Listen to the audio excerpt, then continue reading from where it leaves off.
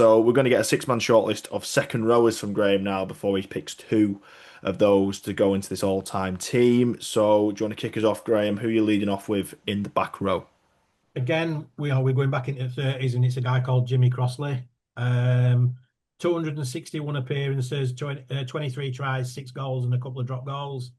Joined the club in 1933 and retired in 1949. So another long career. And Stalwart, obviously, yeah.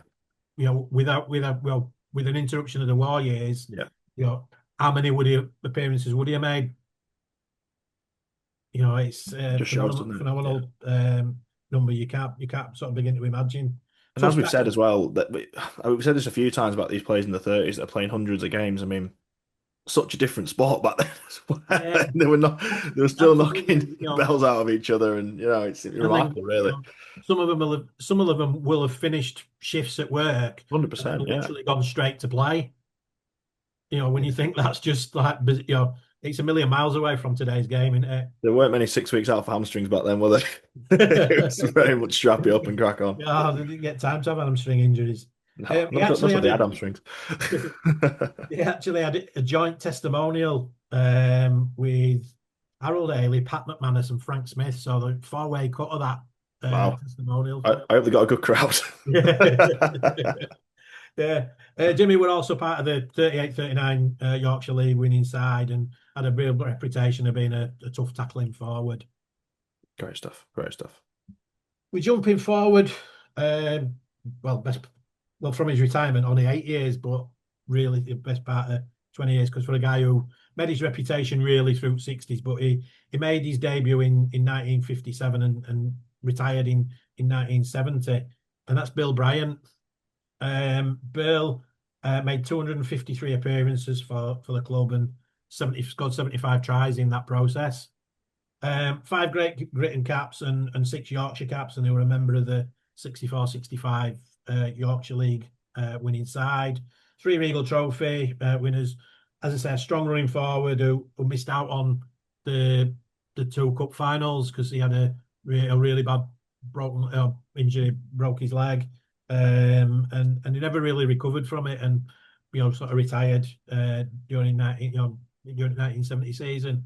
When I speak to my dad about back row forwards, he always speaks so highly of Bill. He was a big, imposing guy, who were about 6'4", 6'5". And I suppose in build stature, you probably got somebody like McMeekan, would probably be a similar size, but playing out and out second row. Yeah. And I know games changed a fair bit, but he had, so say, a reputation for being a really strong running forward. Yeah, I think his legacy just goes to show. I mean, I read a comment just today. A couple of Cast fans were talking about obviously Cast searching for a back rower currently for next season, and someone someone brought up Bill Bryant. I mean, it just shows, they want someone in the Bill Bryant mold 56 years after he retired. So I think it's fair to say, yeah, quite an impact on the town. Yeah, yeah. Lots of people know him, will have known him over years because he went on to have pubs around town. He had a guest house in Blackpool for a while, and then had a bar in Tenerife before coming back to UK. So Not a bad way to live. so he had a lot of friends. Let's just say I people can imagine so, people who yes. claim to know him really really well. I know now. I can imagine so. Who's third on this shortlist, Graham? Again from the 60s and into the 70s with a 10-year career at Cass, and that's Brian Lockwood. Lockie had made 231 appearances for Cass, scoring 38 tries, 8 goals for a total of 138 points. Another one to come through junior system and went on to play at Wembley twice for us. 16 Great Britain caps, where he scored scored one try. 3 England caps, 6 Yorkshire caps, and he was part of the 1972 World Cup winning side, which again, we've talked about the Ashes winning players. Yeah. This is a legacy that will live for long in the memory, and we have to remember it because it's last time we won out, isn't it? Went on to play in Australia, we Canterbury and with Balmain, and really did it over there as well. Had a great career and is well respected in Australia. Came back to UK and spells with Wakefield, Hull KR, Oldham, Widnes. and were involved in Wembley wins, not only for Cass, but for OKR and for Widnes as well. So again, fantastic career. Yeah, one of those players that, to be honest, I'm probably showing my younger age, I suppose. Not a player I was that familiar with, sadly, until probably about a year or so ago when he did sadly pass away. Lockwood, obviously, that whole KR obviously kind of led the tributes, as did Cass, and I kind of read into him a little bit, and I was blown. I mean, obviously, you just kind of read it out there. I was blown away by the accolades, really, because he's maybe not, he maybe doesn't make it into that kind of top 3 or 4 players that everyone kind of associates with Cass. He's probably in that slightly, I mean, but it just shows, doesn't it? He's maybe not Yeah. even that Mount Rushmore almost, but he just incredible, an absolutely incredible career.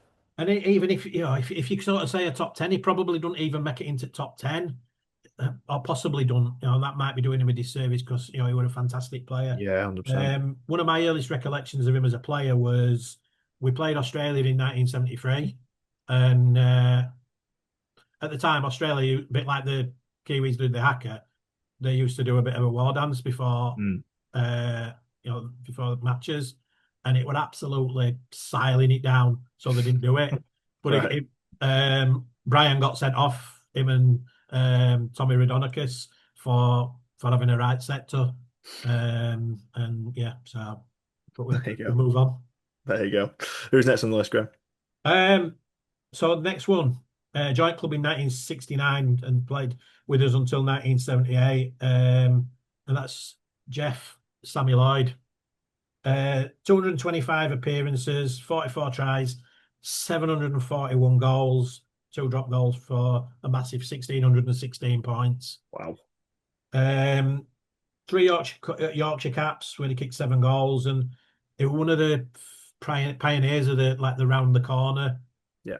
goal kicking. So obviously for lots of years it were ball pointing straight and a toe end to kick it forward. But Sammy were one of those who was sort of one of the early ones to do the round the corner style. Really strong runner and an absolutely fabulous goal kicker. Nowadays, we've got some tremendous goal kickers, but if there's a penalty on halfway line, you very, very rarely see anybody have a go for goal. Yet Sammy would probably kick 6 or 7 a season from halfway line. So, if ball went out on full, and I suppose there's a bit of a cliche in some ways, but opposition had to behave because if they give a penalty No, for away in their sure. half Yeah. at field, It's an asset. Yeah. the goal.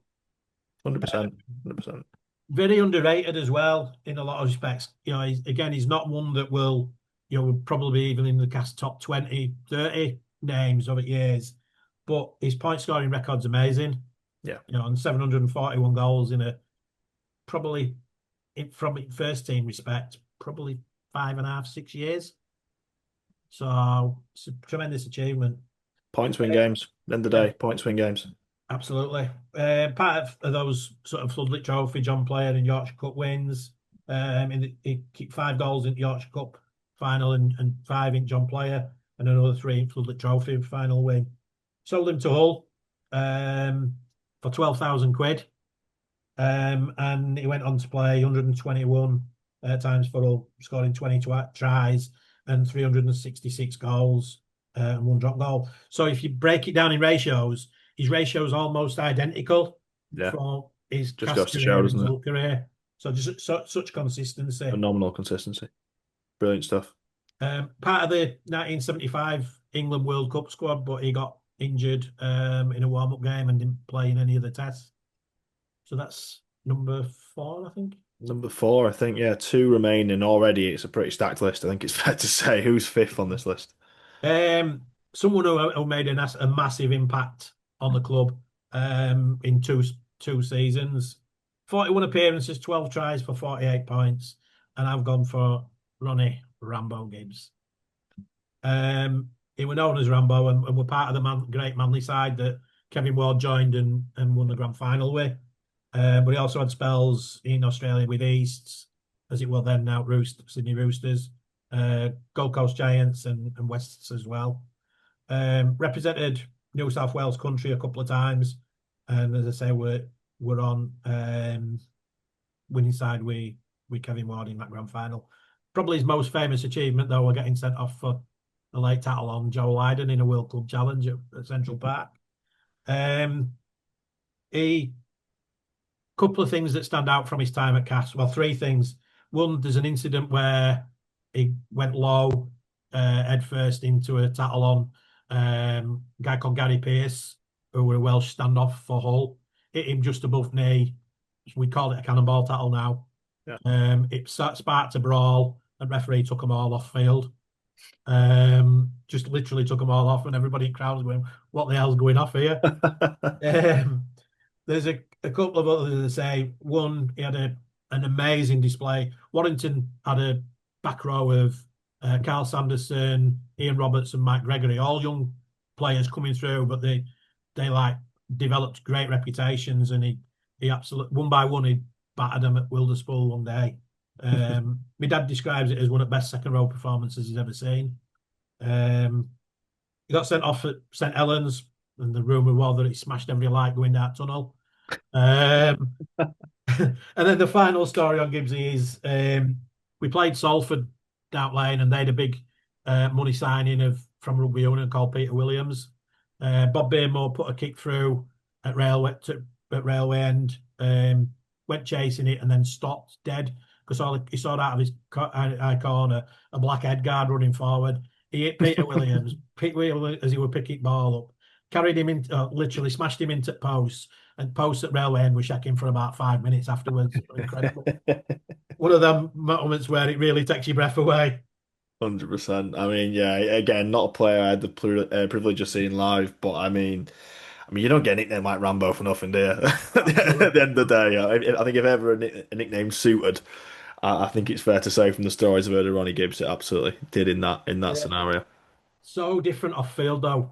You'd see him signing autographs for ages with kids, and but the 2 years that he were here, obviously it's one that a place that's no longer open as a pub, but he arranged for a couple of Monday evenings, where literally all the Aussies and Kiwis that were in the UK at the time turned up at the ship. Oh, brilliant. Buses of them coming from Cumbria, and they were absolutely rammed, Amazing. and but they were fantastic, 2 fantastic nights. It just shows before we get into our last shortlist player. I think it just, so many of these players we've talked about over the last few weeks, we're talking, 300 games, 350 games, 10, 15-year careers. I think it speaks volumes of a player, I think, when they've only been here 2 years and they make this list, doesn't it? I think even to make the shortlist there, it just shows what kind of impact they've had on the club. And that's what this kind of stuff's all about, isn't it, really? That's what the team of the century is Yeah. about. Who is the last player on your back row shortlist then? You've seen this one, so at least we've got one that you can talk about. Thank you. Thank God. Joined us in 2015 and left in 2020. We signed him from London Broncos, and it's Mike McMeekan. Mm. I'll probably get a bit of stick for this one. Might even get a bit of stick from some others because we've had some decent second rows over years. But he 139 appearances and 34 tries. Again, 16 and 17, he was possibly best second row forward in game out in this country. And there were times in 2017 where he was unplayable. You could. He scored some of the tries. One against Wigan where he come off and sort of stepped and went. He was involved in a couple of the tries that when we beat Warrington, we working breaks. Yeah, really strong runner. I mean, his size, he was able to do things with the ball. He'd wave it around in one hand and a basketball type pass over the top and things like that. One that springs to mind where he was sort of waving ball around were a try at Magic Weekend against Warrington where we had that famous comeback against them. One of my favourite Magic Weekends of all time. And then obviously went on to play with Catalan for a few years, and obviously still ripping it up big style for Wakefield, isn't it? Yeah, phenomenal player. Phenomenal player. Again, part of that kind of cohort that came, as you say, in 2015 with Gailey and Solomona from London. Came with, we basically knew we were getting a bit of a big kid. Didn't really know Yeah. what to expect, really. We knew we were getting a guy with a bit of size, but ultimately, a little bit raw, a little bit green. What would he become? Bit of a low risk move, really, wasn't it, at the time? And as you say, he really evolved into it didn't take long either. He really evolved into a top player, as you say, in around 16, 17, 18. He was sensational, and I think testament to him as well. I know we're talking about back rowers, but testament to him as a player, albeit not at Cass. He's now morphed himself into a international standard prop Mm. forward, which takes some doing to kind of be at that level at two positions, doesn't it? So Yeah. yeah, credit to Mike. I don't think you'll get too much stick for putting Mike in this list. To be honest, I think he's proven it over the last 10 years what kind of player he is. Yeah, maybe one or two unlucky to miss out, but that's the beauty of six-man shortlist, isn't it? Ultimately, there's been a lot of Yeah, good that's it. players, and good players miss out. Yeah. That is the nature of it. Yeah, we can't really do a 26-man shortlist, can we? We can't. So speaking of back rowers, then we've gone through the shortlist. We've heard about the six players. Aware we're probably going to have to wrap this up fairly quickly. So Yeah. who are Yeah. the two? So Who are the two? I've gone back to the 60s, and I've gone with Big Bill Bryan and Brian Lockwood as my two second rowers in this team. I think hopefully the record and the accolades that they've achieved and their achievements that we've already discussed speak for themselves, and justify their selection.